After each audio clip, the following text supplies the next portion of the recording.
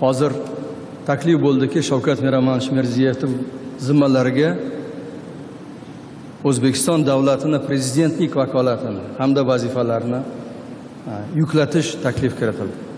O'ylaymanki, hozirgi davrda bu eng muhim va yakkoy yagona to'g'ri taklif deb bo'ladi.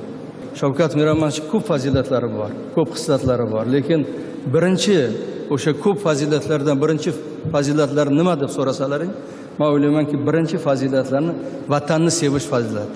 Shavkat Mirziyoyev mana ko'p odamlar so'zga chiqdi.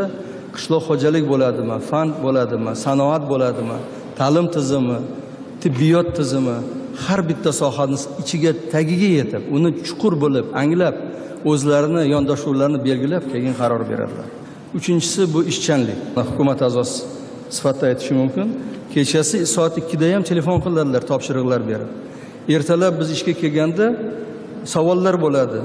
Ular beringlar deb so'raganimizda, yo'q deydi, soat 6dan ertalab o'sha selektor o'tkazyapti. 2da kechasi topshiriq, ertalab 6dan o'sha qishloq xo'jalik va boshqa masalalar bo'yicha selektor o'tkazadilar. Bu naqangi ishchanlikni mana o'sha kamdan kam nafaqat bizning davlatimiz, dunyoda ham ko'rish mumkin. Va eng muhimi, men o'ylaymanki, bu har bitta qarorlarida Shavkat Mirziyoyev birinchi galda oddiy odamlarning manfaatlarini o'ylaydilar. Oddiy odamlarning manfaati qay darajada bajarilyapti? Qog'ozda emas, chiroyli shiorlarda emas, amalda.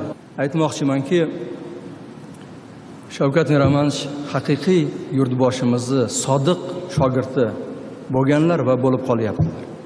Shavkat Mirziyoyev yurtboshimizni siyosiy farzandi deb aytsak, menimcha to'g'ri bo'ladi.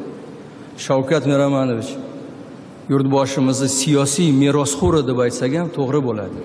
O'shaning uchun men shu hukumat vakili sifatida, ijro hokimiyatning vakili sifatida hurmatli senatorlarni hamda deputatlarni Shavkat Mirziyoyev zimmalariga O'zbekiston Respublikasi prezidenti vazifasi va vakolatini yuklatishni da'vat qilaman hamda shu uchun sizlarni ovoz berishga iltimos qilaman. Rahmat.